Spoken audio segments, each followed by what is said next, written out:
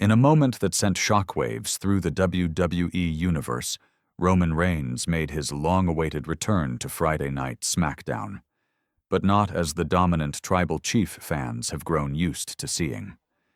Instead, Reigns emerged limping, his right knee heavily braced, supported by a single crutch and a wave of stunned silence from the crowd. Gone were the days of striding confidently with the undisputed WWE Universal Championship slung over his shoulder. Gone was the intimidating aura that had once defined the head of the table. In its place stood a battered, betrayed, and visibly weakened Reigns. But despite the physical vulnerability, his eyes still burned with fury. Fury directed not at an opponent in the ring, but at a familiar face behind the scenes. Paul Heyman.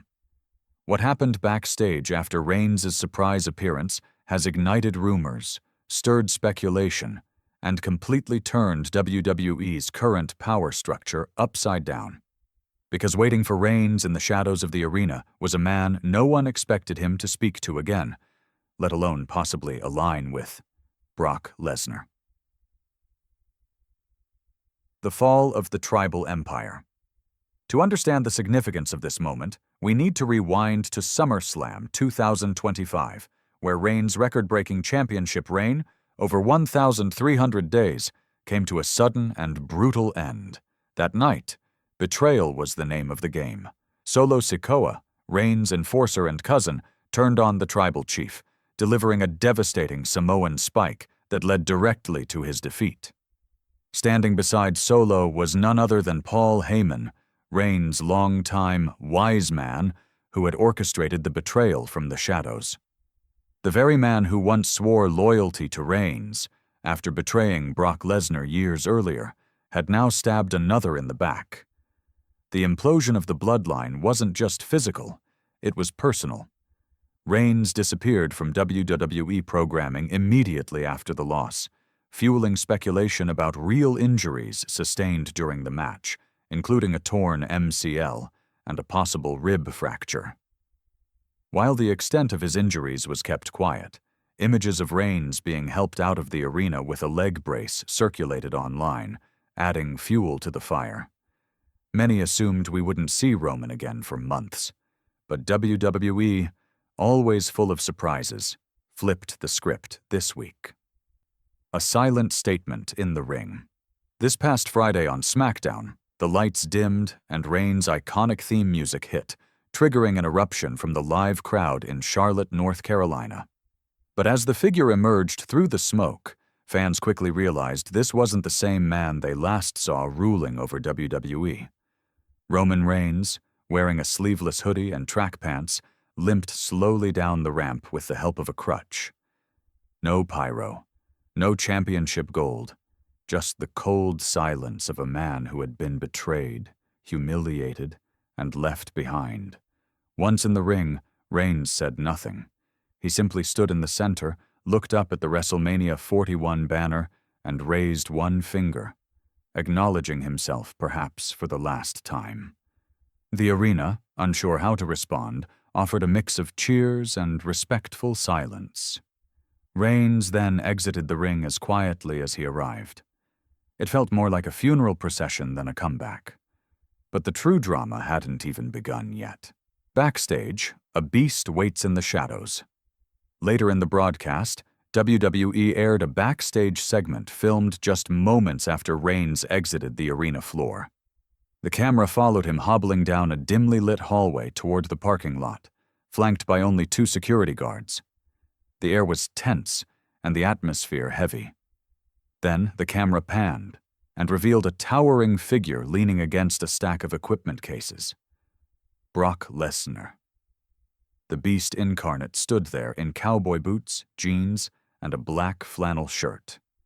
His trademark smirk slowly faded as Roman approached. Fans held their breath. The history between these two men is among the most brutal and storied rivalries in WWE history.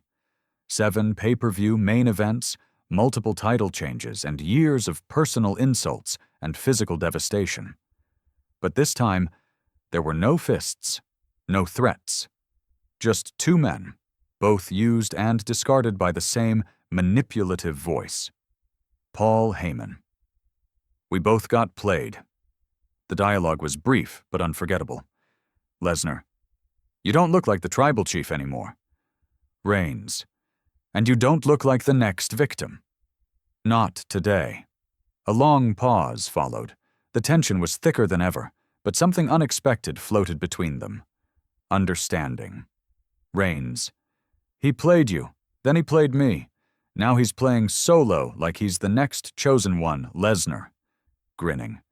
Maybe it's time someone plays him. The crowd watching at home lost their minds. In a matter of seconds, WWE had just teased what could become the most unlikely and terrifying alliance in modern WWE history, some cheering the interruption. As the melee continued, referees and backstage staff fanned out. Pyro backstage started popping accidentally amid the commotion. The lights flickered again. Lana's absence became more conspicuous. Was she watching from the wings? Did she expect this turn? In the end, Rusev stood tall in the ring alone, breathing heavily, chest heaving, mic in hand. Judgment Day retreated, confronting but wounded in pride.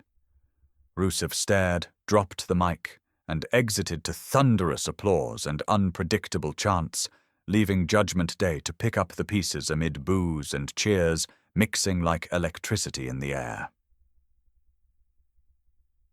Why this matters. Motivations and stakes. Rusev's challenge is more than just a shot at the tag titles. It redefines Judgment Day's internal and external game. Power shift. By demanding a match, Rusev positions himself not only as a threat to their title, but as a disruptor of their unity. If one of them falls, cracks widen. Respect and legacy. Rusev, known for his physical dominance and long tenure in WWE, brings a legacy. Challenging Judgment Day is his way of reminding both fans and roster who he was and who he can still be. Faction identity under question. With Rusev questioning favoritism and loyalty, wrestling fans may interpret Judgment Day's internal hierarchy as unstable. Who gets the spotlight? Who's carrying the group? Future matches and pay-per-view.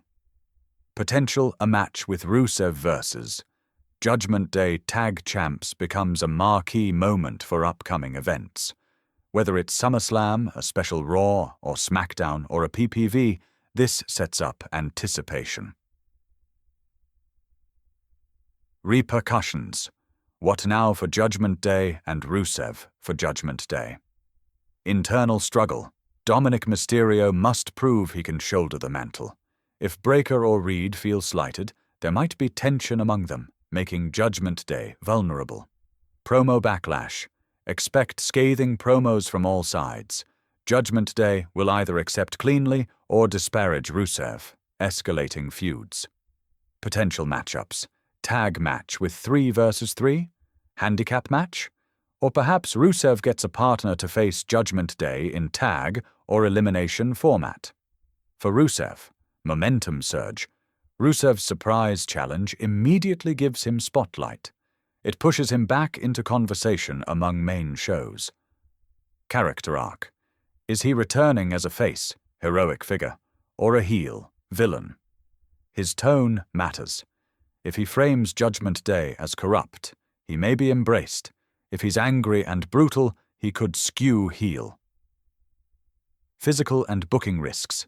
Taking on Judgment Day means facing multiple threats.